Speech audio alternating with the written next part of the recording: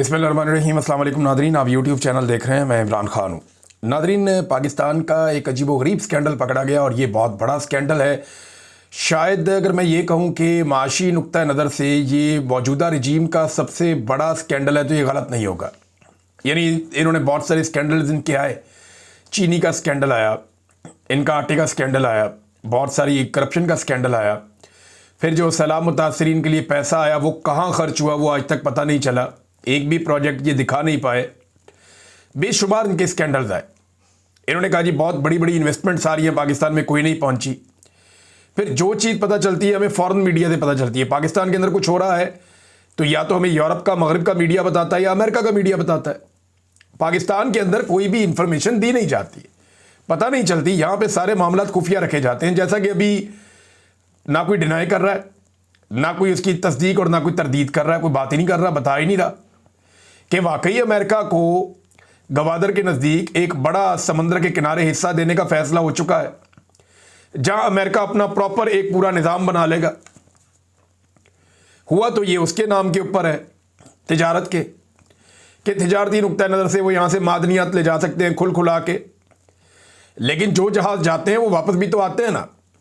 तो क्या वहां पाकिस्तान का कोई पोर्ट एंड शिपिंग का पूरा सिस्टम बनेगा? नहीं बन सकता। अमेरिकन बैठे हैं वहां, परिंदा भी पर नहीं मार सकता अगर वो बैठे तो। ये सवालात अपनी जगह पे मौजूद है, लेकिन चलें चंद चीज़ें जो है मैं आपके साथ शेयर कर देता हूं। अच्छा, कुछ खबरें भी चल रही है कि पाकिस्तान से एक पहली कोई खेप गई है बड़ी मादनियात की मुबैना तौर पे, लेकिन कंफर्मेशन इसकी भी कोई गवर्नमेंट से नहीं आ रही।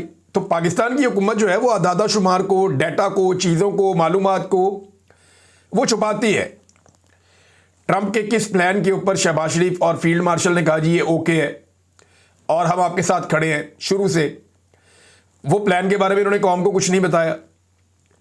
अभी सेनेटर मुश्ताक साहब इस वक्त इसराइल की कैद में हैं, उनके बारे में दावा किया जा रहा है वो ठीक है, लेकिन कोई मालूमात नहीं दी जा रही कि आपकी कन्वर्सेशन किससे हो रही है, कैसे हो रही है, मामला कहाँ पहुंचा है, कुछ पता नहीं है। यरगमाली कुछ वापस आए ज़रूर है, लेकिन अभी काफ़ी यरगमाली वहाँ पे इसराइल में मौजूद हैं। उन यरगमालियों में एक सेनेटर मुश्ताक अहमद साहब भी हैं। अब इसराइल पता नहीं उन पे इंक्वायरी कर रहा है, क्या कर रहा है, लेकिन पता चला कि उनको वहां पे इसराइल की अदालत में पेश किया जाएगा। अब अलग अलग खबरें आ रही हैं, लेकिन हुकूमत की जानिब से किसी चीज़ की तस्दीक सामने नहीं आ रही और जो इंफॉर्मेशन दी जा रही है वो मुकम्मल नहीं है। यही इन्होंने पाकिस्तान की मईशत के साथ किया। शहबाज शरीफ और आसिफ मुनीर साहब ने दावा किया था SIFC बनाने के बाद कि एक साल के अंदर पाकिस्तान की मईशत को खड़ा कर देंगे, ज़मीन से आसमान पे ले जाएंगे। लेकिन एक साल के अंदर पाकिस्तान के साथ क्या हुआ ये हर पाकिस्तानी जानता।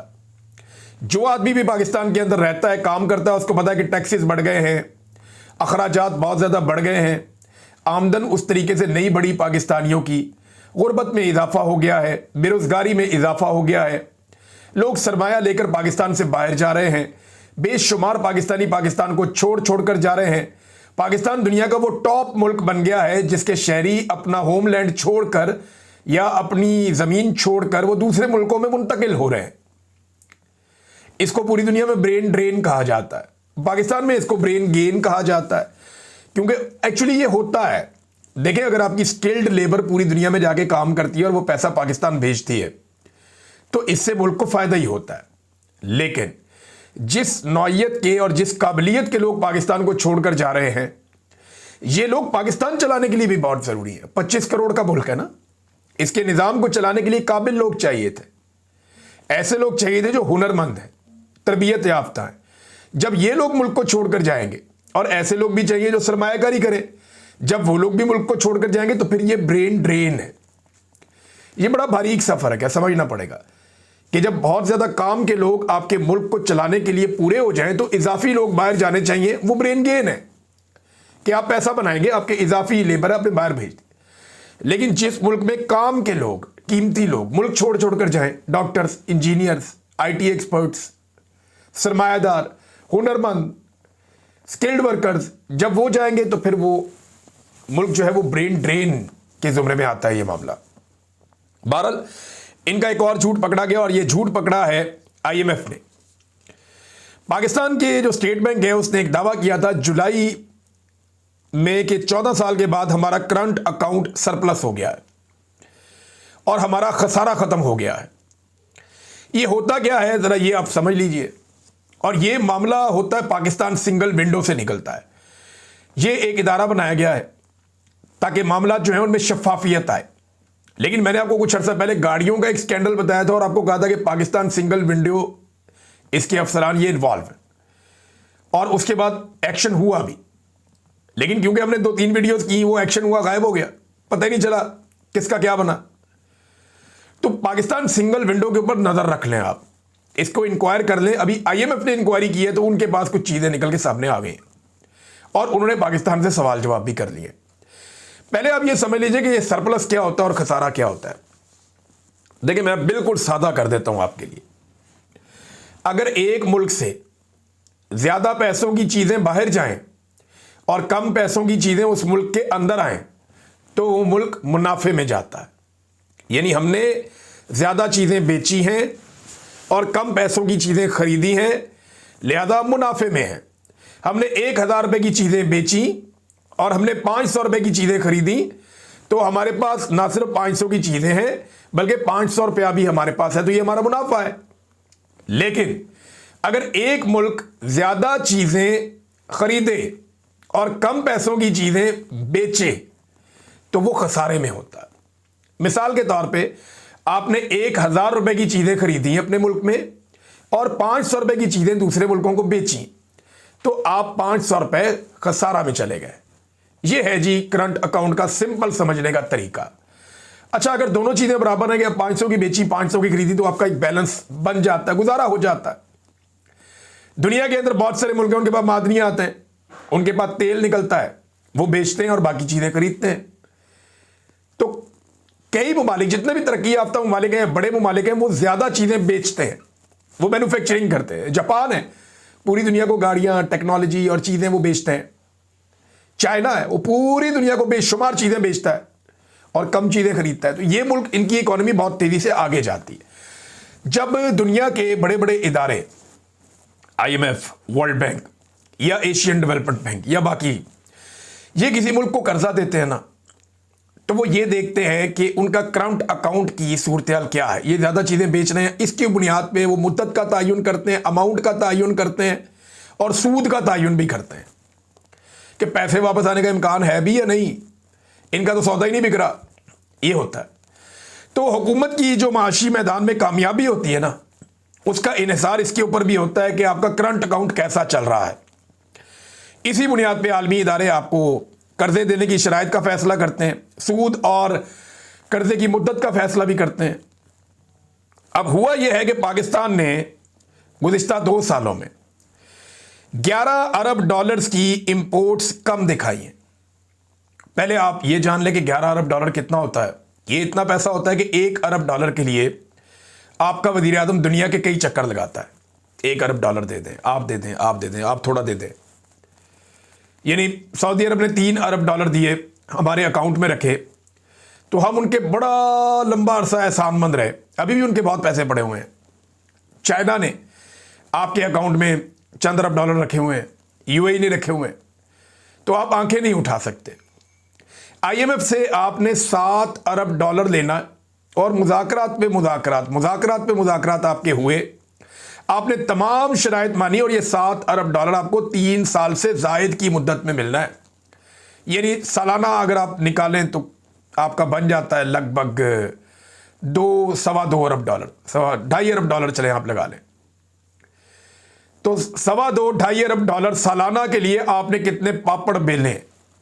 तो 2 साल में 11 अरब डॉलर्स का पाकिस्तान की तरफ से मुबैना तौर पे ये जो आपको IMF ने कहा, ये इंपोर्ट्स का डाटा कम दिखाया गया। यानी इन्होंने शो किया कि जनाब हमने कम चीजें मंगवाई हैं और ज्यादा बेची हैं। ये धोखा दिया है, सिर्फ आलमी इदारों को चकमा देने के लिए बजाय ये दिखाई दे रहा है।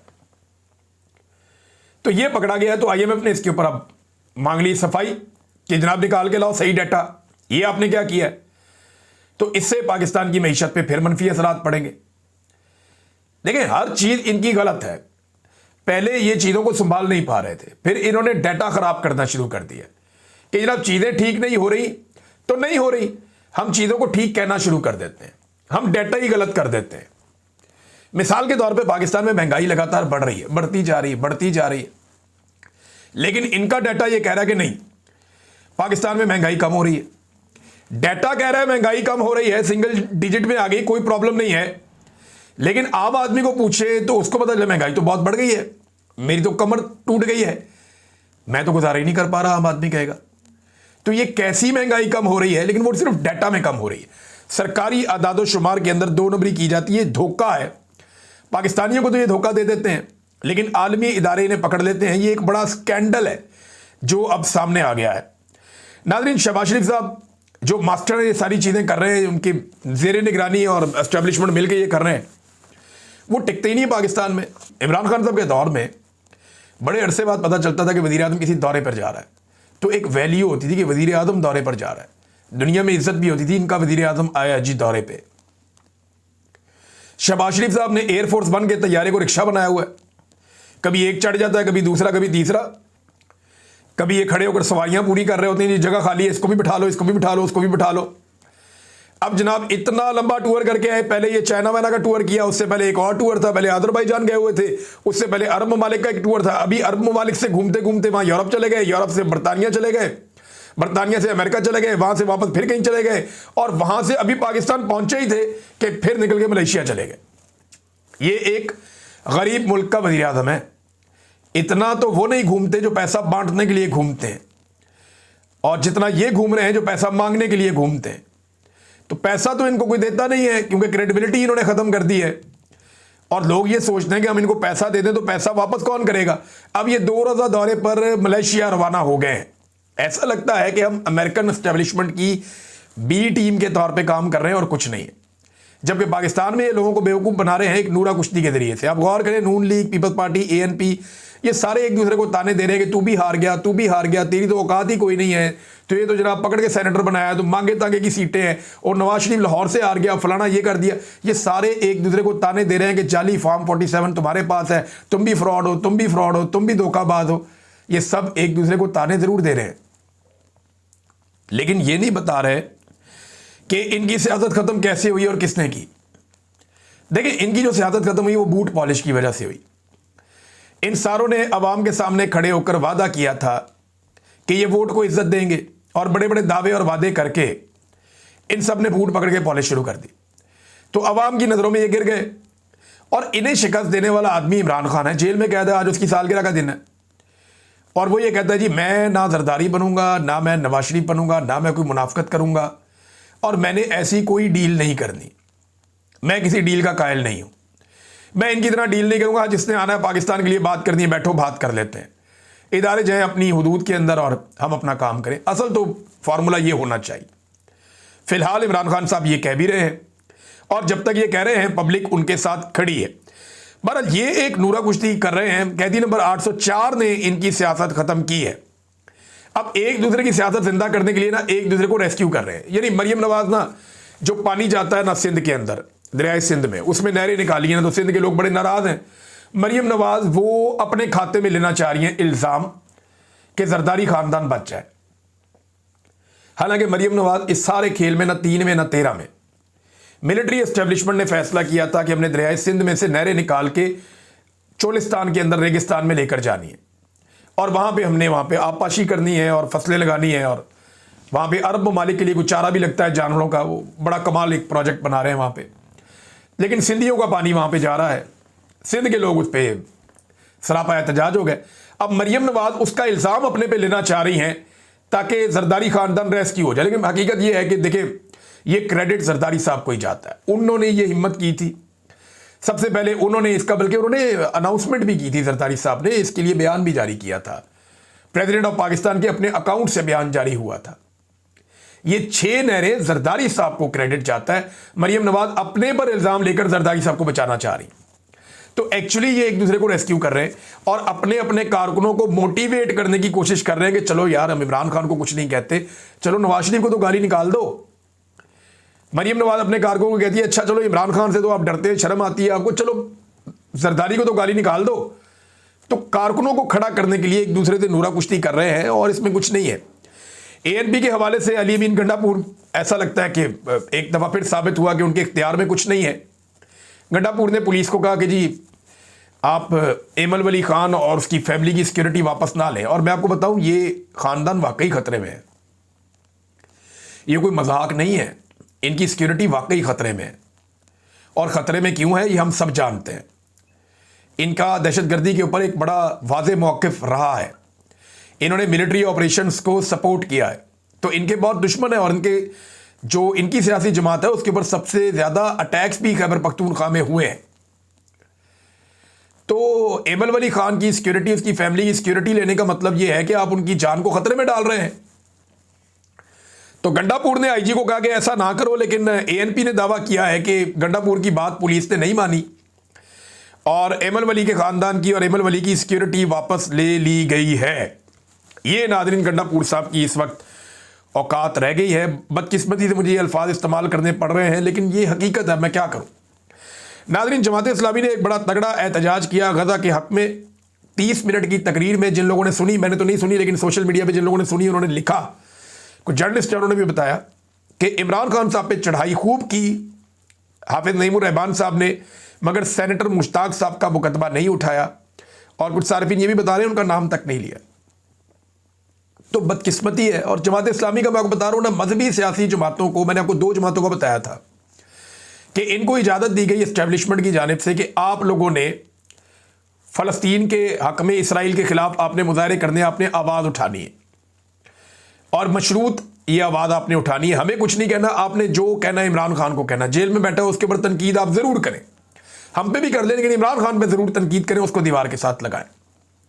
तो आपको हम इजाज़त दे रहे हैं, तो वो इजाज़त के साथ काम हो रहा है, उसके पीछे भी एक पूरा एजेंडा है। एक और चीज़ यह है नादरीन के रोज़ाना पाकिस्तान का वज़ीर दिफा पूछता है कि यूरोपी निकल रहे हैं, हम मुसलमान बाहर क्यों नहीं निकलते। देखें, पाकिस्तान एक इस्लामी मुल्क है और वाहिद इस्लामी मुल्क है जो एटमी सलाहियत और दिफाई लिहाज से बड़ा मजबूत है, और आप उसके वज़ीर दिफा हैं। ख्वाजा साहब, आप बताइए कि आपके मुल्क में नेतन्याहू का नाम लिया जाता है असम्बली में और पाकिस्तान टेलीविज़न उसको दिखाता नहीं है, काट देता है कि जैसे ही उसका नाम लिया जाएगा हम काट देंगे। आपके मुल्क में इसराइल के ख़िलाफ़ आवाज़ उठाने वालों का क्या हाल किया जाता है। कोई फ़लस्तीन का झंडा नहीं उठा सकता, जो इसराइल के ख़िलाफ़ नारा लगाए या फ़लस्तीन के हक़ में आवाज़ उठाए उन्हें गायब कर दिया जाता है, पकड़ लिया जाता है।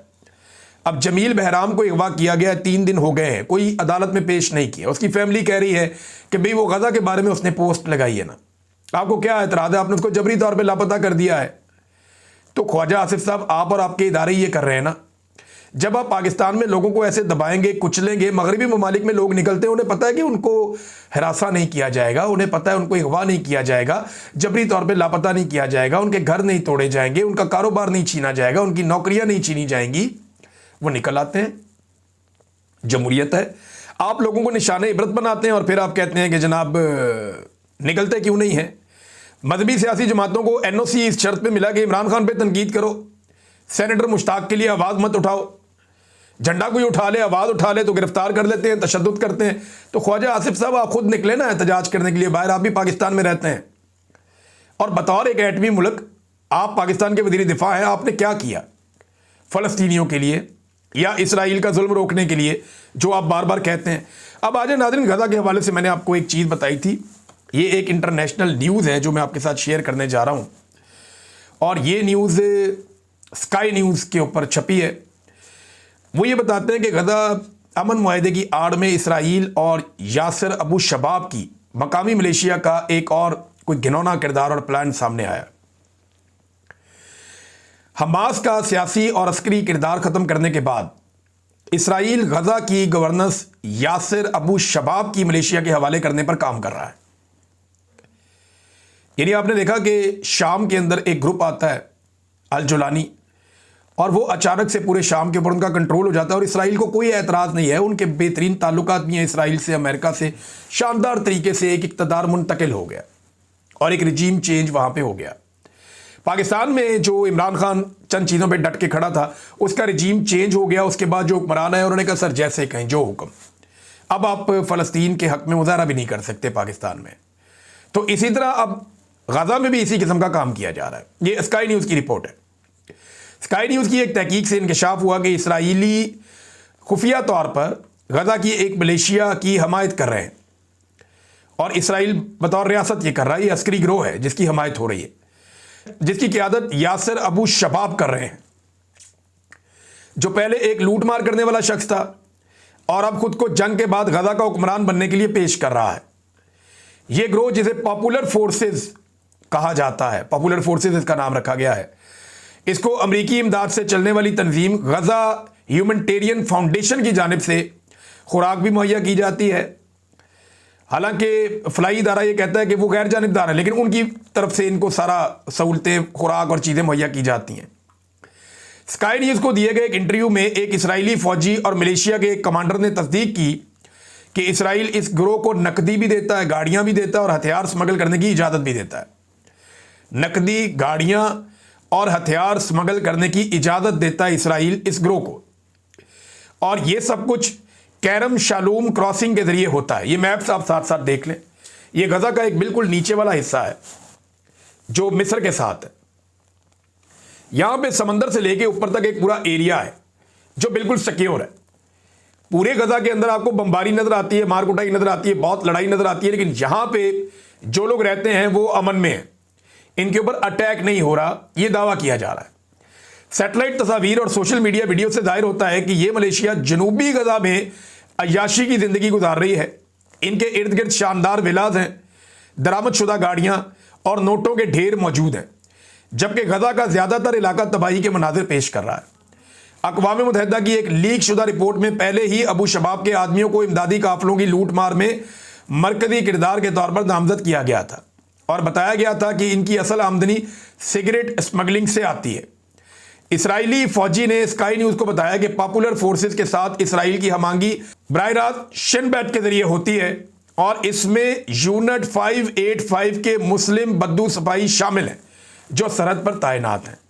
माहिरीन का कहना है कि यह हिकमत अमली इसराइल की पुरानी तकसीम करो और हुकूमत करो पॉलिसी से मुशाबहत रखती है, डिवाइड एंड रूल वाली पॉलिसी, जिसके तहत मकामी सरदारों और मलेशियाओं को इस्तेमाल करके हमास के असर रसूख को कमज़ोर किया जाता है और गजा में इसराइली असर बरकरार रखा जाता है। यानी गजा के अंदर ऐसा नहीं है कि हर तरफ तबाही है। ये बताते हैं कि गजा का एक इलाका ऐसा है जहाँ पे एक ख़ास मलेशिया बड़ी पुरअमन और पुरसकून ज़िंदगी गुजार रही है। उन्हें बाकायदा इजाज़त है कि गाड़ियाँ, नकदी, चीज़ें, सब कुछ, खाने पीने का सामान, वो सब कुछ वहाँ पहुँच जाता है और उनका असर रसूख बढ़ाया जा रहा है। और प्लान ये है इस रिपोर्ट के मुताबिक कि फ्यूचर में हमास को कमज़ोर करके ये वाली मलेशिया को आगे लाया जाएगा और ये फिर गजा को कंट्रोल करेगी और वहाँ के हुक्मरान के तौर पे सामने आएंगे, जैसा कि शाम के अंदर एक हुक्मरान सामने आते हैं, अल जुलानी, आपको याद होगा। तो अब तक के लिए इतना ही। अपना ख्याल रखिएगा, अपने चैनल का भी। अल्लाह हाफ़िज़।